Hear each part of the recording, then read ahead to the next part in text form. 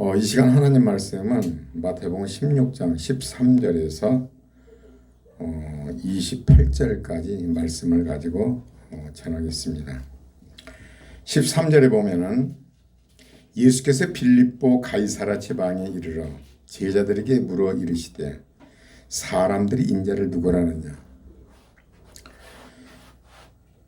예수님이 빌립보 가이사라인데, 빌립보는 바로 갈릴리에서 약 북동쪽으로 약 40km 되는 데 있는데, 빌립보란 데는 이제 로마의 황제가 헤롯 왕에게 선물한 고을이에요. 그래 헤롯 왕이 그곳에다가 대리석으로 성을 건축하고 이제 그 아들 헤롯이 죽고 분봉왕 헤롯이라는 것은 헤롯이 자식들에게 이렇게 지역을 나눠준 거예요. 그래 분봉왕 헤롯 왕의 아들 빌립2세가 성전을 더 확장하고 멋지게 건축을 했어요. 그래 거기다가 로마의 황제 가이사를 위해서 아주 거창한 아주 우상을 신전, 여러분 신전이라는 신이 계신 곳이라고 그러잖아요. 신전. 그러니까 로마의 황제는 자기가 신이라고 그러잖아요. 여러분 10개 그런 영화 보면은 바로 왕이 신이라고 그러잖아요. 자기가 신이라고. 로마의 황제도 바로 자기가 신이라는 거죠. 그러니까 이 빌립2세는 로마 황제에게 아부하기 위해서, 잘 보이기 위해서 성을 이 아주 신전을 거창 건축해가지고 이름을 가이사라, 로마의 황제 이름 가이사라 했고 그 뒤에다 자기 이름을 넣은 거죠. 빌립. 그래서 가이사라 빌립 이런 거예요. 가이사라 빌립보 이렇게 말한 겁니다. 그래서 가이사라 이 지방에서 이제 예수님의 제자들과 함께 이제 간 거죠. 거대한 그 신전이 있고 얼마나 어마어마해요.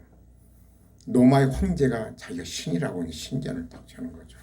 여기서 예수님은 이제 의도가 있는 거죠. 예수님께서 제자들의 신앙 고백을 듣고 싶은 거예요. 뭐라고 그래요? 예수께서 빌립보 가이사라 지방에 이르러 제자들에게 물어 이르시되 사람들이 인자를 누구라느냐. 예수님은 하나님 아들이잖아요. 진정한 신이잖아요. 로마의 황제 가이사라 그 신전, 가이사라가 신이라고 신전 얼마나 우람하고 어마어마해요. 우리가 여기서 이제 보면 예수님의 그 모습을, 이 신전과 예수님의 모습을 비교하면요, 예수님의 모습은 이사야서 53장 1절로 2절까지 예수님의 모습이 나옵니다. 우리의 전한 것을 누가 믿었느냐? 여호와의 팔이 누게 나타났느냐? 그는 주 앞에서 자라나기를 연한 순 같고 마른 땅에서 나온 줄기 같아서 고운 모양도 없고 풍채도 없은즉 우리의 보기에 흠모할 만한 아름다운 것이도다. 예수님 모습이에요. 갈릴리 나사렛에서 목수의 아들로 태어나서 일하고 참 나약하고 마른 땅에서 나온 줄기같이 연약하고 보기에 흠모할 만한 아름다운 것이 전혀 없다는 거죠. 예수님의 모습. 우리가 이제 예수님의 모습을 이렇게 그림들을 보면 막 예수님이 멋지게 미남이다 이렇게 막 돼 있잖아요. 나는 그걸 보면요 정말 불편해요, 마음이. 그렇게 허접하라고 보지만은 우상화거든요, 그것이. 여러분 성경 원본은 있질 않아요. 성경 원본이 있다면 이게 신으로 이 우상화돼요. 그래서 다 복사본이에요. 예수님의 모습을 그렇게 멋지 미남으로 이렇게 막 그려놓고 이렇게 쳐다보고 예수님 이러는데 그게 우상이에요. 실제로 예수님의 모습은 뭐라고 그래요? 보기에 흠모할 만한 아름다운 것이 없는 거예요. 그래서 제가 언젠가 기도원에 가 있는데 어느 분이 하나님께 계시를 받았다고 하면서 예수님의 모습을 그렸어요.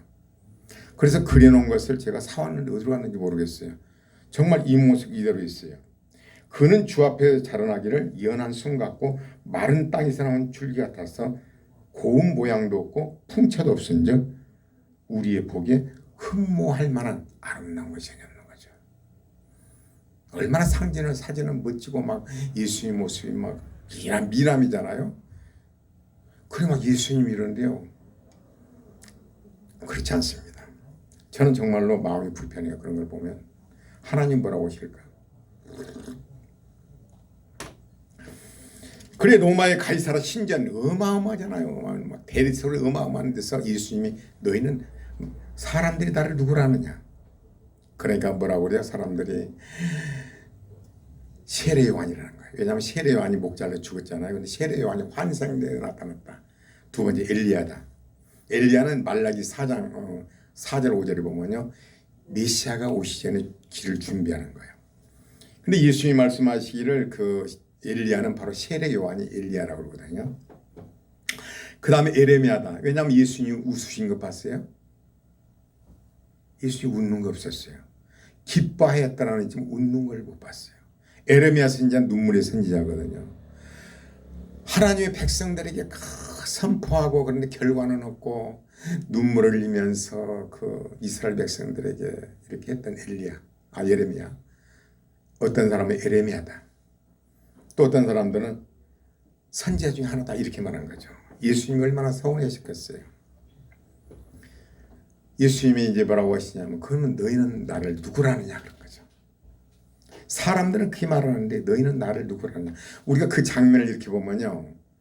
가이사라 신전, 가이사라 신으로 모신 신전 대리석으로 어마어마한 그 웅장하죠. 초라한 예수님. 이분은 하나님의 아들이잖아요. 너희는 나를 누구라느냐.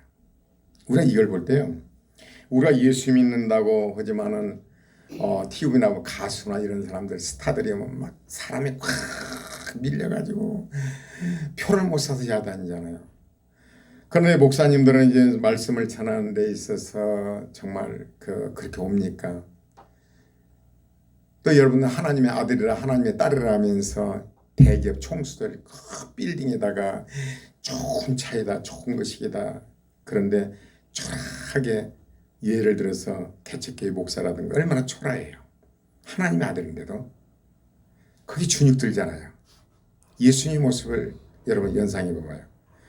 가이사라 빌립보에서 로마 가이사의 왕의 신전이 어마어마한 대리석 얹어져 있는데 예수님은 하나님의 아들인데도 너무나 초라한 거예요. 옷이 얼마나 변변했겠어요. 옷도. 너희는 나를 누구라 하느냐. 그러니까 이제 기타 등등 이렇게 말합니다. 그래서 너희는 나를 누구라 하느냐. 그러니까 이제 사람들은 그렇게 말합니다. 그러니까 예수님이 이르시되 너희는 나를 누구라 하느냐. 그래서 16절에 보면요. 시몬 베드로가 대답하여 이르되 주는 그리스도시요 살아계신 하나님의 아들이시나이다. 베드로가 나서기를 좋아하잖아요. 튀어나기를 좋아하고 열심, 특심을 가지고 있습니다. 주는 그리스도시요 살아계신 하나님의 아들이시나이다. 저는 여기서 항상 성경 읽으면서 궁금했습니다. 주, 한글 성경에 주라고 써 있잖아요. 주인 주자냐. 주는 그리스도시요. 이게 좀 문맥상으로 맞지 않은 것 같아요. 그래 헬라의 원어를 보니까요. 주란 말이 헬라어로 쉬라는 단어인데 당신이란 뜻이요. 당신. 당신은 그리스도시요. 살아계신 하나님의 아들이시나이다. 베드로가 그런 고백을 한 거죠. 그리스도라는 것은 그 왕 선지자 제사장이 기름 부음을 받아요. 메시아라는 거예요. 구원자. 이스라엘 백성들은 그 메시아를 기다렸는데 이스라엘을 로마에서 해방시킬 자, 이스라엘을 해방시킬 자, 정치적인 메시아로 이렇게 생각을 한 거죠. 그리스도란 말은 이제 메시아란 말은 히브리어고 그리스도란 말은 헬라어예요. 똑같은 말이에요. 우리 말로는 구원자라고 하죠. 당신은 그리스도시요. 살아계신 하나님의 아들이십니다. 베드로가 그런 고백을 하는 거죠. 살아계신 하나님의 아들. 예수님이 이 말씀을 하셔요. 이제 요한복음 16장에 보면요. 이 말이에요. 빌립이 그래요. 주여 아버지를 우리에게 보이소서 이렇게 말하니까 예수님이 어찌하여 아버지를 보이라느냐. 나를 본 자는 아버지를 보았거늘 이렇게 말해요. 예수님이 그러면서 요한복음 10장에는 나와 아버지는 하나이나 이렇게 말해요. 예수님이 하나님이세요.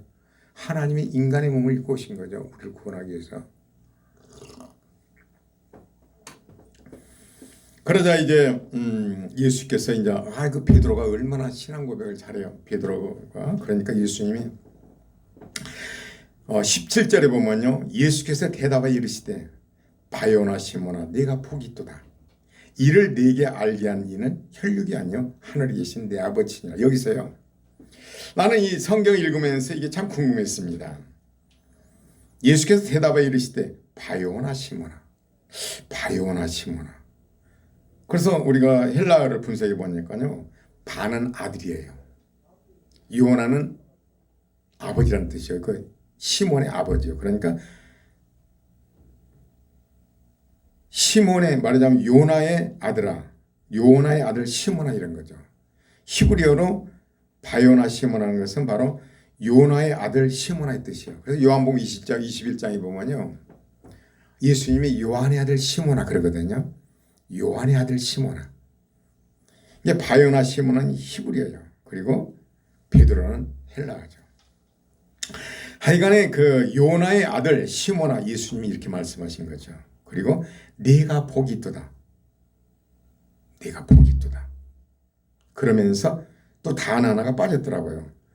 여기에 호티란 말이 들어가 있어요. 근데 말하자면 한글 번역 성경에는 없습니다. 호티란 말은 왜냐하면 네가 복이 있다. 왜냐하면 호티 왜냐하면 이를 네게 알게 하니는 혈육이 아니요 하늘에 계신 내 아버지시니라. 왜냐하면 네가 복이 있다.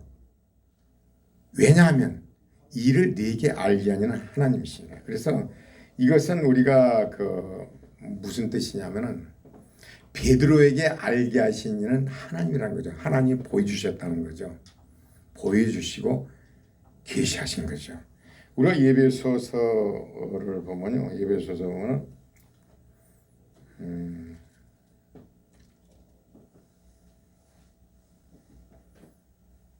예배소서 1장 예배소 1장 3절에서 우리가 5절에 보면요.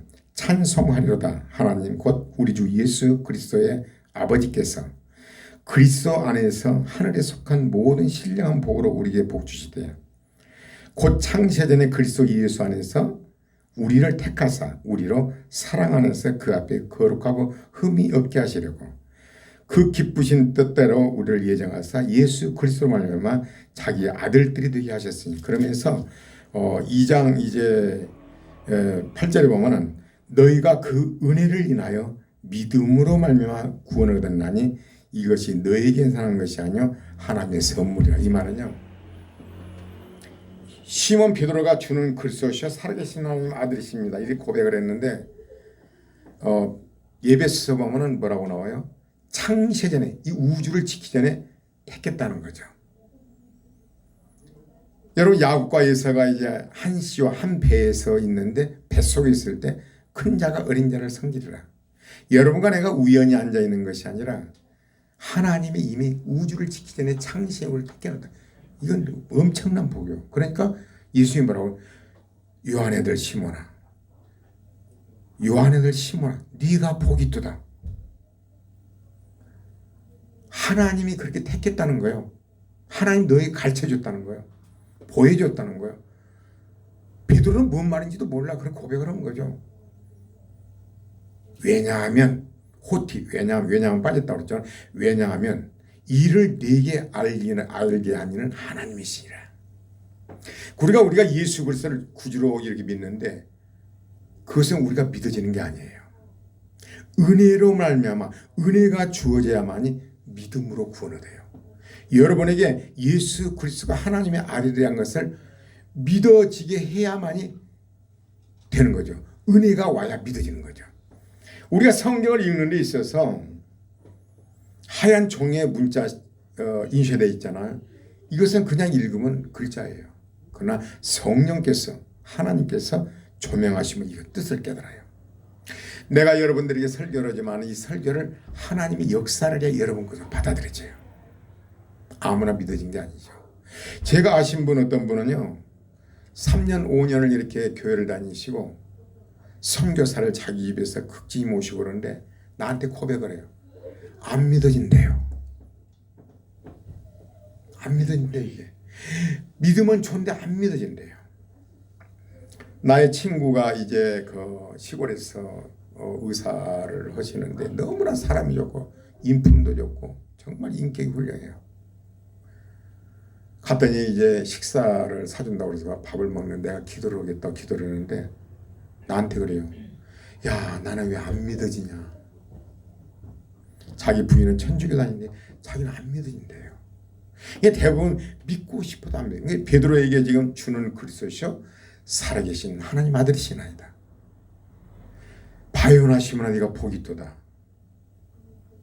왜냐하면 이를 네게 알게 하는 하나님이시라. 여러분 이 복이요 영원한 복이에요. 이 복을 받은 사람은 생각을 깊이 해봐야 돼요. 그러면서 예수께서는 이제 여기서 바요나 시몬아 내가 복이 있도다 그러면서 또 18절에 봐봐요. 또 내가 네게 이르노니 너는 베드로라. 내가 이 반석 위에 내 교회를 세우리니 음부의 권세가 이기지 못하라. 여기 있어요. 내가 네게 이르노니 너는 베드로라. 그리고 내가 이 반석. 여러분 베드로 위에 내 교회를 세우는 게 아니잖아요. 그런데 대부분의 이제 설교를 이렇게 합니다. 주는 그리스도시요 살아계신 하나님의 아들이십니다. 이 교회에 이 말씀 위에 세운다 이렇게 말하는데 제가 원어를 깊이 한번 봤습니다. 봤더니요. 베드로란 말은 헬라어요. 페트로스란 뜻이에요. 돌이란 뜻이에요. 돌. 그리고 반석이란 뜻은 뭐냐면은 큰 바위를 얘기를 해요. 그래서 헬라어 단어가 달라요. 베드로와 반석은 다르더라고요. 그건 대부분 이렇게 읽으면서 베드로 위에 내가 교회를 세우다 그건 아니야. 반석 위에 내 교회를 세우겠다는 거 예수님이. 큰 바위 위에 내 교회를 세우겠다. 베드로가 신앙 고백한 주는 그리스도시요 살아계신 하나님 아들이십니다. 이 큰 바위 위에다 세우겠다는 거죠. 그래서 베드로와 반석은 헬라어를 보면 다릅니다. 페트로스고 이것은 반석은 페트라예요.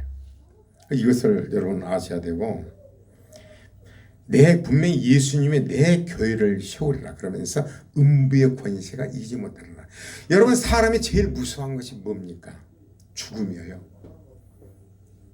아무리 돈을 많이 쌓아도 아무리 부자도 아무리 권세가 돼도 죽음을 제일 무서워합니다. 그렇죠? 죽음 앞에서는 누구도 무서워합니다. 그런데 음부의 권세가 이기지 못한다는 것은 우리는 영원한 죽음을 보지 않아요. 왜냐하면 예수님이 갈보리 십자가에서 낮 9시에 못 박혀서 오후 3시에 이렇게 운명하셨는데 운명하시고 예수님은 완전히 죽으신 거죠.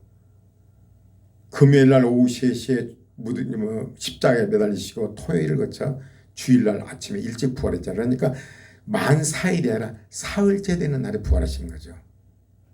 우리가 세례받는 건 뭐예요?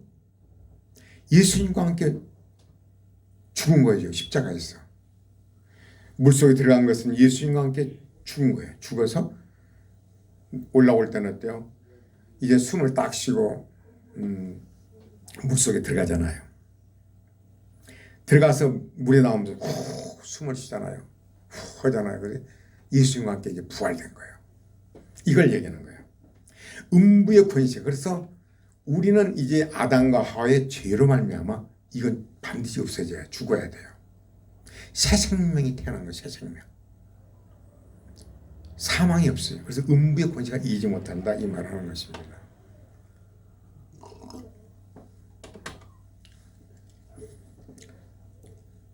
그러면서 이제 19절에 보면요.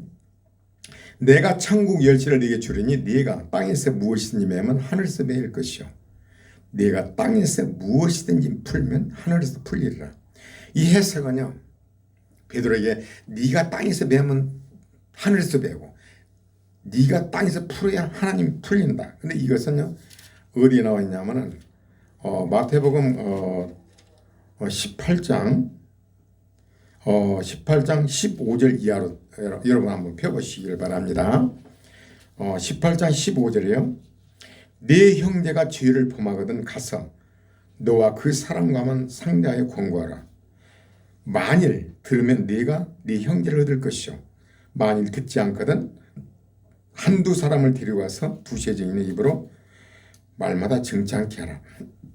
만일 그들의 말도 듣지 않거든 교회의 말하고 교회의 말도 듣지 않거든 이방인과 세력같이 얘기라. 진실로 너희에게 이르노니 무엇이든지 너희가 땅에서 매면 하늘에서 매일 것이요. 무섭죠? 인간관계 우리가 죄 범하는 거 무엇이든지 땅에서 풀면 하늘에서 풀리리라. 여러분 이것이 바로 베드로에게 물론 모든 제자들에게 한 말입니다. 그래서 우리가 교회에서 누가 뭔 말하면 듣지 않고 회개하는다면 심각하죠. 땅에서 풀면 하늘에서 풀고 땅에서 매면 하늘에서 매요. 그래 예수님이 이 말씀을 하시죠. 너희가 법정에 가기 전에 화해해라. 이 말은 우리가 참 모든 사람으로 더불어 화평함과 거룩함을 쫓으라. 이것이 없이는 주를 보지 못하라. 대부분의 신앙인들이 예수님이 그랬잖아요. 새 계명을 너희가 서로 살아라. 내가 너희를 사랑하라. 너희도 살아라. 그런데 바리새인 서기관들이 물어요. 예수님에게. 계명이 유대인들은 613가지 조항으로 나눴거든요. 어느 계명이 가장 큽니까? 그러나 예수님이 뭐라고 그래요? 너는 마음을 다하고 목숨을 다하고 뜻을 다하여 네 하나님을 사랑하라. 둘째도 그와 같으니 똑같다는 거예요. 둘째도 그와 같으니 내 이웃을 내 몸같이 사랑하라. 여러분 우리가 보통 하나님만 사랑하면 난 다 된 줄 알아요. 그렇죠? 바리새인과 서기관이 되는 거예요. 하나님만 사랑하면 다 된 줄 알아요. 그와 같으니 하나님의 사랑을 이웃에게 사랑을 내 이웃을 내 몸같이 사랑하라. 예수님이 뭐라고 그래요?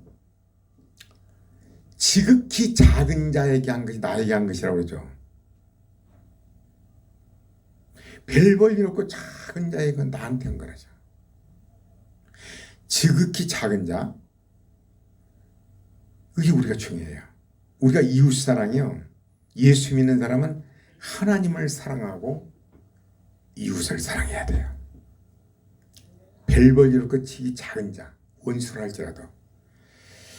그래서 이것이 우리에게는 참 중요하다. 대부분의 사람들은 이 신앙을 보면요. 하나님께 대한 열심은 있는데 이웃을 사랑하지 않는 경우가 참 많습니다. 그건 한쪽은 구워졌는데 한쪽은 안 구워진 거죠. 하나님께 대한 열심이 이웃을 사랑해야 돼요. 이것이 없이는 주를 보지 못하리라. 그렇게 말씀하신 거죠. 그리고 이제 22절, 20절에 보면요. 이에 제자들이 경고하사 자기가 그리스도인 것을 아무에게도 이르지 말라 하시니라.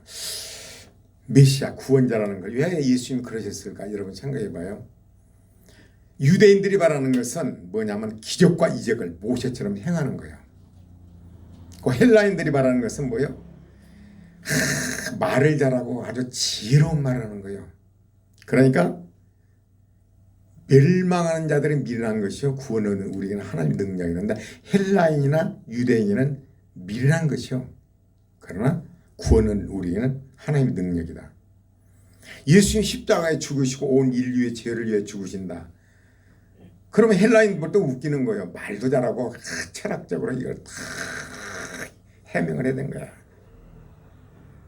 그런데 예수님이 어때요? 국사번 나라의 죄를 짓고 십자가에 달린다? 근데 구원자다? 이게 말이 됩니까?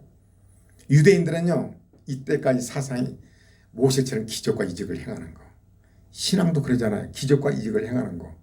그런데 아니 십자가에 못 박힌 사람이 뭐 구원자다?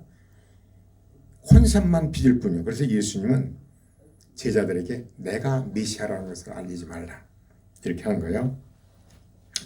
근데 제가 이제 중점을 둔 것이 21절입니다. 21절에 보면요. 이때로부터 예수 그리스도께서 자기가 예루살렘에 올라가 장로들과 대제사장들과 서기관들에게 많은 고난을 받고 죽임을 당하고 제사람 일에 살아나야 할 것을 제자들에게 비로소 나타내시니 이때로부터 비로소 나타내시니. 왜냐하면 예수님 제자들이요, 베드로부터 12제자들이 모두가 따랐어요. 근데 이들이 모두가 예수님이 유대인의 왕으로 앉을 걸로 따랐어요. 인류의 구원자가 아니라. 여러분, 유대인이야 그 당시에 몇백만이 됐겠습니까?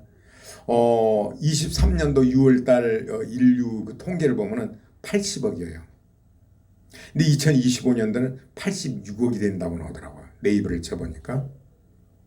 그럼 그 안에 죽은 사람이 얼마나 많습니까? 예수께서 오신 목적이 인류를 구원하러 온 거지 이스라엘 백성만 구원하는 게 아니거든요. 근데 이스라엘 백성들은 이스라엘의 왕이 될 줄 알았어요. 메시아 구원자로 오셔서 로마에서 해방시키고 이스라엘을 부강을 시킬 줄 알았어요. 참 웃기죠.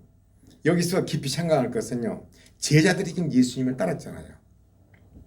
그런데 예수님이 이때까지 놔뒀어요. 내가 죽고 부활된다는 것은 가끔 얘기하셨어요. 뭐라고 하면 요한복음 3장에 보면요, 이 성전을 헐라 내가 사흘 동안에 일으키리라. 그러나 유대인들이나 모두가 제자들이 의아한 거죠. 46년 동안 성전을 지었는데 아니 사흘 동안 일으키다니. 그러면 그 뒤에 뭐라고 그래요? 예수께서 자기가 성전인 것을 말하는데 제자들은 모르고 부활하신 후에야 예수님이 성전이라는 걸 알게 됐다는 거죠. 이 제자들에게 예수님의 해석을 안 해줘요. 왜? 깨닫지를 못하니까. 제자들은요, 예수님이 죽으시고 부활하신다. 지금도 죽으시고 부활하신다고 하셨는데 부활은 안 들어온 거죠. 여러분 신앙은 어떻습니까? 베드로를 보면요, 갈릴리 어부잖아요. 밤에 그물을 던졌어요. 밤에 고기를 잡아요. 여러분 고기를 잡아봤습니까? 저는 많이 잡아봤습니다. 시골 가면요, 큰 이제 강이 있잖아요. 강이 밤에 되면요 고기들이 밖으로 나와요.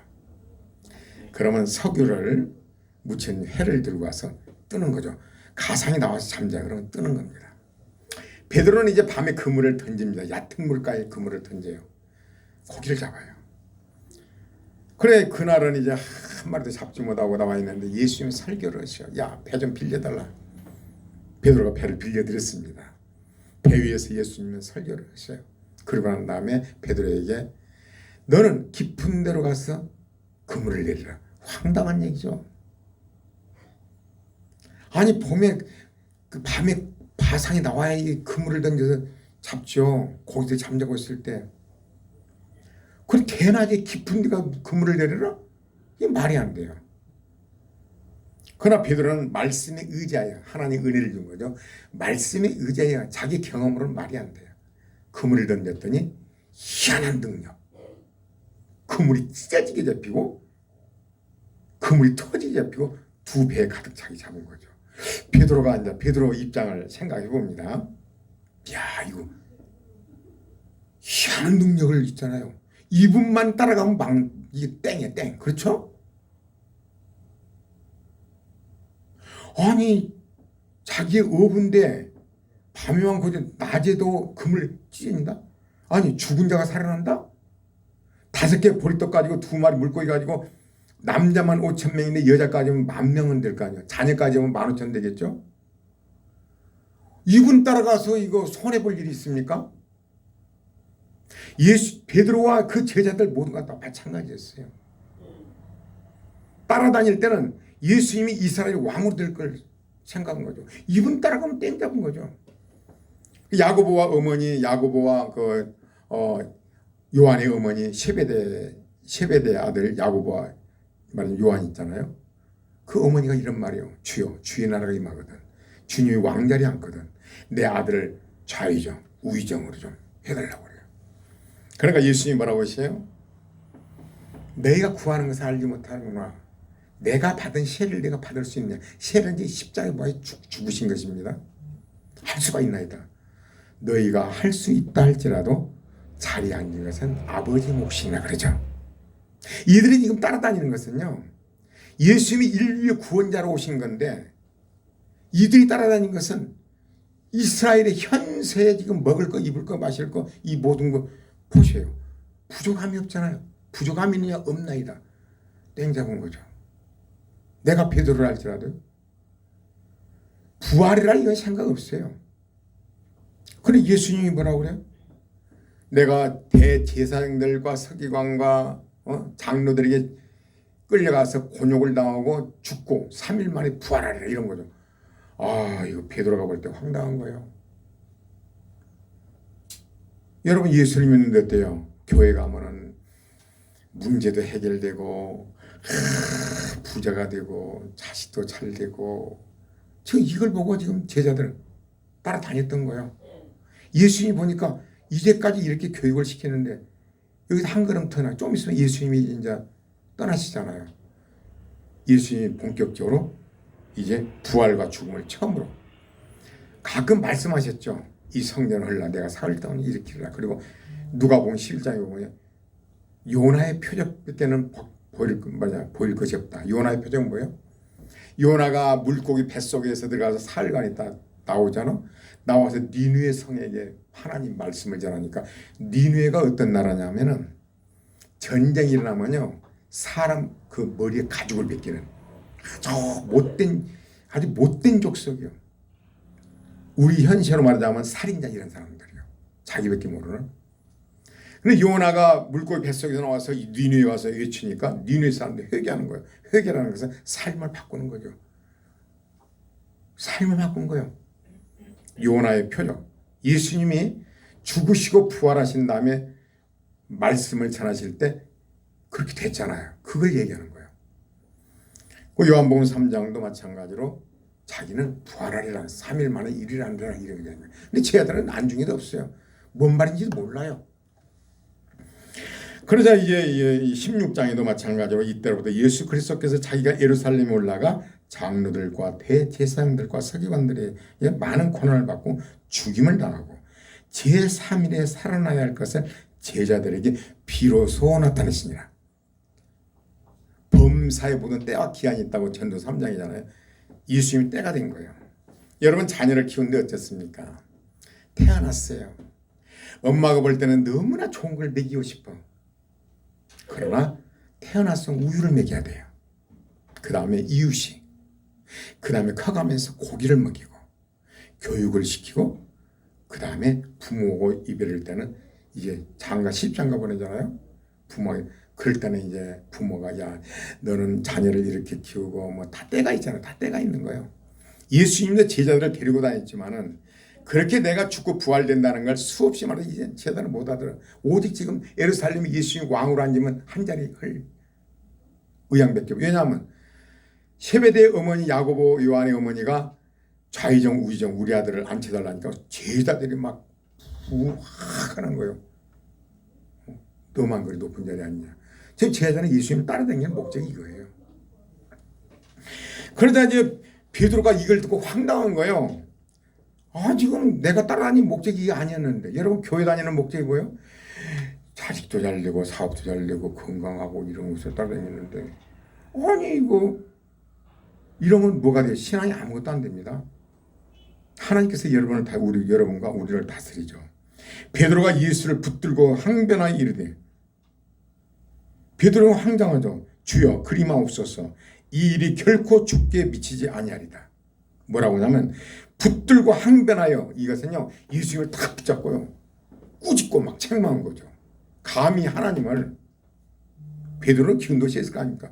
딱 붙들고 항변하면서 그러지 말라고. 그것은 내가 막아주고 있다는 거예요. 여러분, 우리가 깊이 생각하잖아요. 베드로가 따진 목적이 뭐였어요? 여러분 신앙 어때요? 예수님 오신 목적이 영원한 생명을 주러 오셨거든요. 교회를 다니는데 이 땅에 거서 추구하는 거죠. 베드로가 황당하고 이때까지 내가 따라다녔는데 아니 죽으신다? 그런 게 어디가 있습니까? 다 붙들어잡고 꾸짖고 책망하면서 내가 그걸 막아주겠다. 왜냐하면 베드로를 보면요, 이 유다가 예수님 팔았잖아요. 그래 이제 막 군인들이 오는데 베드로가 칼을 차고 있잖아요. 자기가 막아주겠다. 말굽기를 쳐서 떨어뜨리잖아요. 이 뜻이에요, 베드로가. 그 예수님 뭐라고 그래요? 예수께서 23절에 예수 돌이키시며 돌아보시면서 베드로에게 이르시되 사탄아 내 뒤로 물러가라. 너는 나를 넘어지게 하는 자다. 네가 하나님 일을 생각지 아니하고 도리어 사람의 일을 생각하는 것이고. 베드로는 인간적인 생각이에요. 여러분 인간적인 생각이 얼마나 무섭습니까? 사탄의 일이에요. 왜 그러냐면 마태복음 4장에 보면요, 마귀가 이렇게 예수님을 시험해요. 높은 산에 딱 올려놓고 천하만국의 부귀영화를 다 보여주면서 내가 내게 엎드려 경배 한 번 하면 천하만국을 다 주겠다는 거예요. 야, 십자가를 지고 그럴 것이 아니라 나한테 엎드려 절만 하면 다 주겠다는 거예요. 이게 얼마나 심각하게 생각을 해야 돼요. 목회를 해도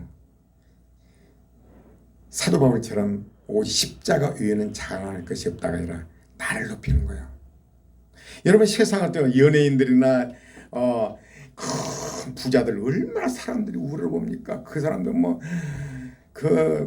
노래 잘하는 사람 막 미어 터지잖아요. 얼마나 사람들이 높아진 걸 좋아합니까? 우상을 섬겨요. 로마 황제 가이사처럼 우상, 야, 그 사람 막 보러 가자는 거죠. 그렇잖아요.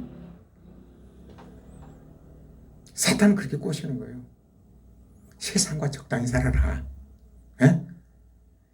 엎드려 경배, 세상과 적당히 살아라. 야, 세금도 말이야 적당히 이렇게 좀 하고 기타 등등 있잖아요. 예수 믿어라. 우리 교회 목사님 설교로 와서 보라가 아니라 예수님을 말해요. 예수님. 예수. 은근히 교회 그건 얘기할 수 없지만은 베드로가 그 역할을 하는 거예요. 십자가 없이 이 세상 부귀영화를 누리는 거죠. 그래서 고린도전서 1장 18절에 보면요,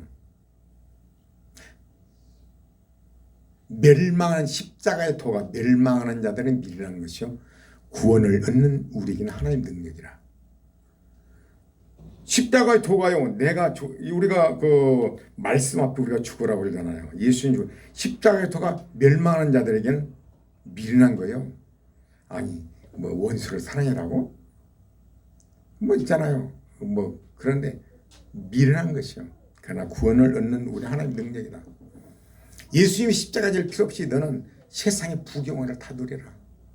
그 말이에요. 베드로가 지금 마귀 역할을 하는 거예요. 그래서 사탄아 물러가라고 그러잖아요. 여러분, 내가 신앙생활을 하는 데서 인간적으로 세상과 적당히 따라가고 부귀영화를 누리면서 간증할 수 있겠죠. 그러나 그게 아니라는 거죠. 그러면서 이제 예수께서 제자들에게 이제 누구든지 나를 따라오든 자기를 부인하고 자기 십자가를 지고 나를 따를 것이니라. 우리가 여러분 옥토 말하자면 씨 뿌린 자의 비유에서 길가밭, 돌짝밭, 가시덤불, 옥토 있잖아요. 옥토밭은 어때요? 자기를 부인한 거예요. 자기를 부인하고 말씀이 떨어지면 말씀대로 행하는 거죠. 여러분 은혜 받았다고 뭘 은혜 받은 겁니까?